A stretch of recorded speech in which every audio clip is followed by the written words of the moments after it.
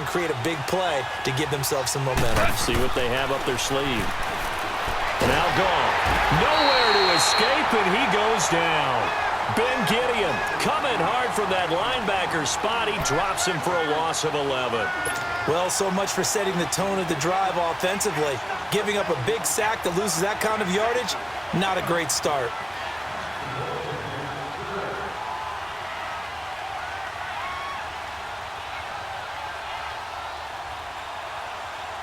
Well, they're in some hot water now. After that sack, it's 2nd and 21. Block 20. DC. A shotgun snap for gone. And incomplete there. A nice hit. Jars the ball free and brings up 3rd down.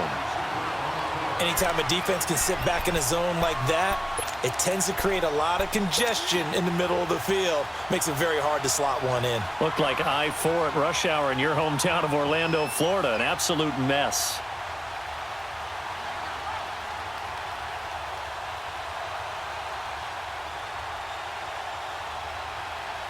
An incomplete pass on that last play, and that means they'll need to come up with something here on 3rd down.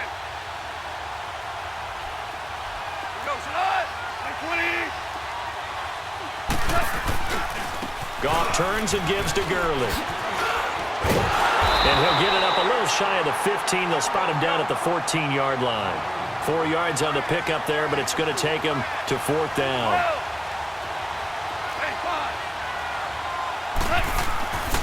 They're running with Gurley. And boy, is he close. Did he get there? No, they're going to say he's short of the line to gain.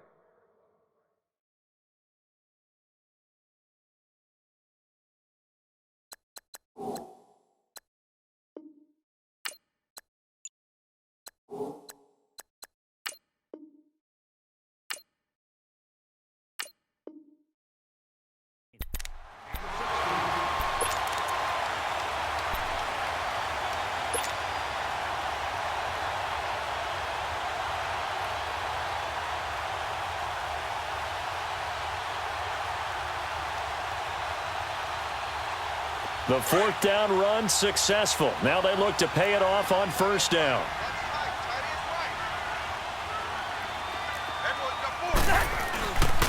Handoff comes to Cook. And he stopped immediately there. No gain on the play. It'll be 2nd down. I know the scouting report on him is that he doesn't possess the eye discipline to be an elite linebacker. And what that means is his ability to read, react, and make a play. But on that one, he looked like one of those guys. They run it again with Cook. And this play will be blown up. He'll lose yardage back at the 38. That's a loss of 8 yards there to bring up 3rd. Well, so much for all the time that you spend in practice, because for offensive linemen and running backs to get in sync, that requires a ton of practice time, a ton of watching tape together, a ton of really getting to where you're thinking with one mind on every single play that's called, every single run, because you want to know how your guy's going to block it. They want to know how he's going to run it, what kind of cuts he's going to make, and it's really anticipatory. And when you're really locked in together, you know what he's going to do before he actually does it. On this play, that didn't happen at all, and that turned into a big loss.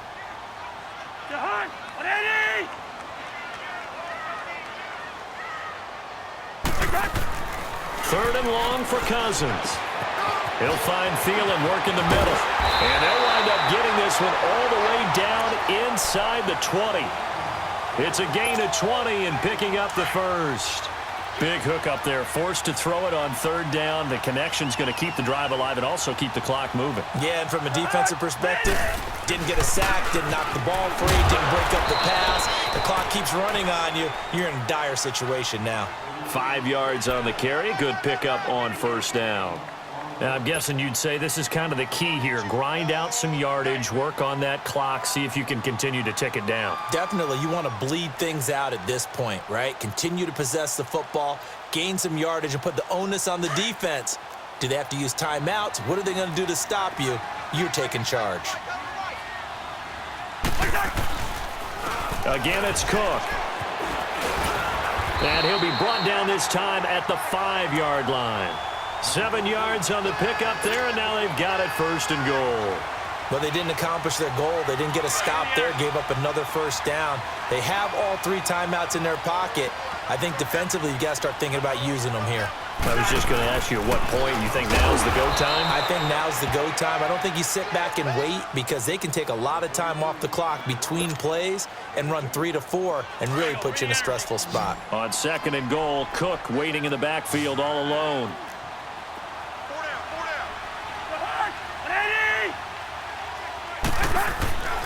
Cousins. And the pressure too much that time as Cousins goes down. When you're this close to the goal line, you've got to expect pressure from the defense, so the ball's got to come out fast. Got to get out of his hands quicker. Big play coming up. Here's 3rd and 10. I would expect to see some pressure here.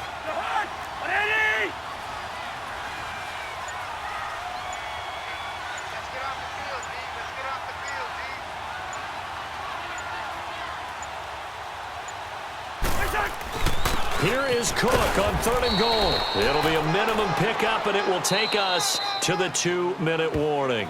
It's a gain of a yard, and it takes us to the 2-minute warning. Time for a break. We're back to see what happens after this.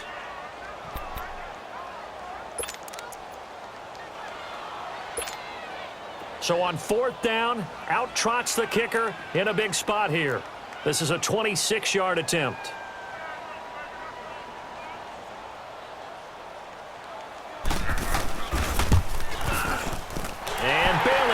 Knock it through. And that moves them up by a touchdown now at 17-10. Now from a defensive perspective, though, I think maybe they're saying, hey, we did what we needed to do, kept this a 1-score game. Yeah, without a doubt, because they were able to bleed some time off the clock, right? Put themselves in a good position, but it's not out of reach yet, okay? Being able to hold them to a field goal means that they do have a chance to come back and win this game. And he'll take it back to about the 19-yard line. And now out on the field, here comes Los Angeles. And last time, went for it on 4th, didn't get it. We'll see if they can pick themselves up off the mat and do better this go-around. Sometimes I have this vision of coaches writing notes to themselves before a game. And sometimes that note says, be aggressive, stay aggressive. Maybe that's what we saw in the last possession. Yeah, they were very aggressive. This time, will it result in points? We'll find out. Tackle made that time by Anthony Barr. Not in a position where they absolutely have to rush right now, but they definitely have to pick up the tempo a bit. And he'll find some space up to about the 25. He's able to rattle off 6 on the carry, and that'll get him to 3rd and 4. Frustrating for a defense, energizing for an offense. Finding a way to create that type of yardage in your running game, that'll make the guys carrying the ball very, very happy.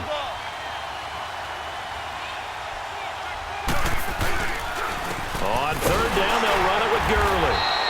Call it no gain there, and it leads to a 4th down. Got to be careful here. They need to move quickly, but it's also 4th. Here we go. It's Gurley. And they're able to get this one across the 35. They keep the game alive, at least for the moment, as it's a 1st down. They had to convert there on 4th down, and they ran the football. Major surprise, but they pick it up. Now they've got to really hurry.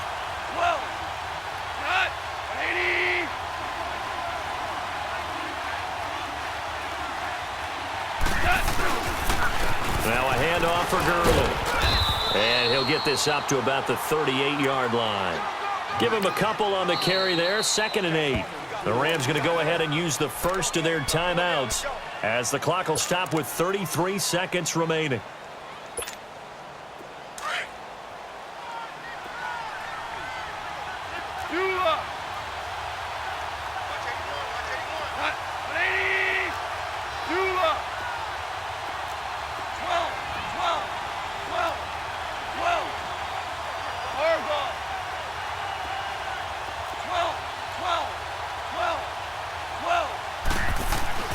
He'll look to throw.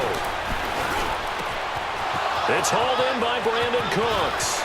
Brandon Cooks. And yes, this. He's into the end zone. So they get the late score they needed. And now the extra point can tie this thing up in the final minute. So getting the big touchdown they needed late in the fourth. Now what do? You conservative and just tie it up? No, I think you put your practice into game situation. Go as fast as possible. You already have your play call ready to go. Go for two and decide it right now. Set to go now with the kickoff. These two teams all even again as we continue in this wild fourth quarter. Now Abdullah, the return. And he'll get it up to about the 26-yard line just across the 25. And the Vikings now heading onto the field. They have a little bit of time here to get into field goal range. Not much. In a tie game, you don't want to do anything crazy, right? I agree with you on that one. Risk reward, okay? If you go for it, what is the absolute reward on this? But the risk is probably greater. Run the clock out, get to overtime, and try and win it there. All right, we'll see if they do just that. Meanwhile, they take a shot to start the drive, but this is going to wind up incomplete. He couldn't quite hold it. Got hit. Ball pops out, incomplete.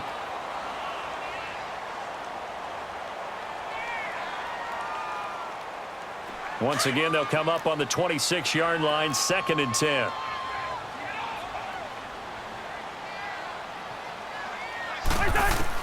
Cousins to throw. Going deep for Diggs. That'll be incomplete with 9 seconds now showing on the clock. These are the spots, this stage of the game, where it pays to have speed on the perimeter, doesn't it? It certainly does, and in the second quarter, he may very well run by him, but in this situation, I know as a defender, I'm loosening up a couple of extra steps that allowed him to run with him stride for stride. 26, Mike. Here's Cousins. And this is going to be intercepted. Picked off by Mark Barron. And they will set up shop at their own 46-yard line. So how about that for a momentum switch? We're in the fourth quarter, and it's a tie game. You've got to take care of the football here. Now their opportunity to take the lead right out the window, and everything is flipped in the other direction.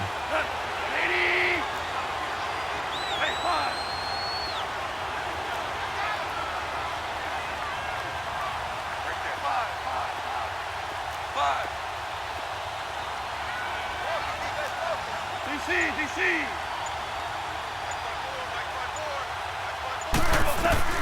After the interception, here's Goff.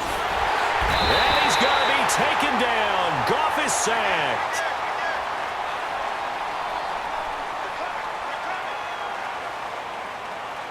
And here in overtime, if the team that receives the ball scores a touchdown, it's over. If they don't, we can still have some more football. That's exactly right. If they go down and kick a field goal, the other team gets a possession to either match it or score a touchdown to win the ball game. If both teams kick field goals, the next team to score wins. But if the receiving team throws a pick six or fumbles the ball and it gets picked up by the defense and they score, the game is over at that point.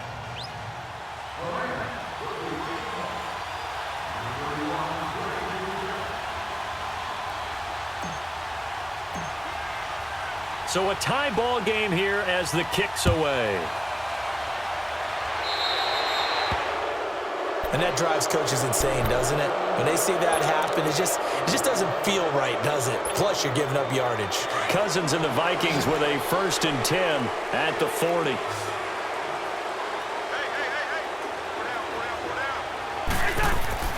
On 1st and 10, Cousins. Oh, and it's intercepted. Picked up by Nickel Roby-Coleman. And he will score. Touchdown, LA. Still catching our breaths from that electric finish. You get into overtime, that's one thing. It was a great 4 quarters. But then in OT, not only to win it, but to win it on a defensive score. Wow. Oh, definitely. And I think from now on, we're going to definitely travel someone who could help us because I thought I was going to pass out at the end. Not just getting to the overtime, but the plays in overtime that led to this one, and to finish it on a defensive touchdown, a takeaway that gets into the end zone. I'm not rooting for anyone, but boy, I love to see games finish that way. So that'll do it for my partner, Charles Davis, and the best darn crew in the industry. I'm Brandon Gaudin. This has been a